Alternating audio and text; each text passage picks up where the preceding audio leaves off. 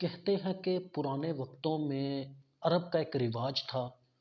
اور وہ رواج جب ان کے یہاں کوئی شادی وغیرہ ہوتی تو وہ اپنی شادی پہ مہمانوں کو بلاتے، اور وہاں یہ رواج ان کا تھا کہ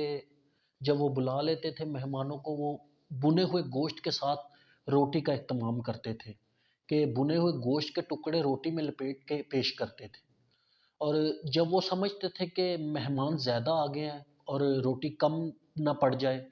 تو وہ کیا کرتے تھے، گھر کے جو خاص مہمان ہیں، جو رشتہ دار ہیں یا جو دوست ہیں، ان کے ہاں دو روٹیاں لپیٹ کے رکھ دیتے تھے جس میں گوشت نہیں ہوتا تھا۔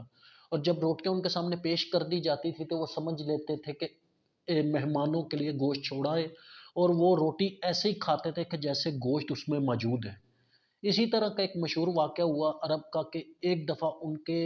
بڑے ہی خاص مہمان جو کہ ان کے رشتہ دار تھے، ان کے یہاں دو روٹیاں پیش کی گئی لپیٹ کے، اس میں گوشت نہیں تھا،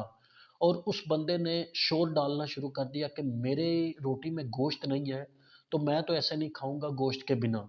تو جو گھر کا سربراہ تھا، جو شادی کا اہتمام سارا کر رہا تھا، وہ گیا، اس نے کہا جی معذرت چاہتے ہیں گوشت ڈالنا بھول گئے، میں بھی آپ کو گوشت دے دیتا ہوں۔ اس نے اس میں گوشت ڈال کے اس کو دے دیا، اور اس نے کہا کہ میرے جو مہمان آئے ہیں وہ مجھ سے گلہ شکوہ کر سکتے ہیں، کیونکہ میں نے آپ کو اپنا سمجھ لیا تھا۔ اور خاص ہماری زندگی میں بھی آج کل یہی چل رہا ہے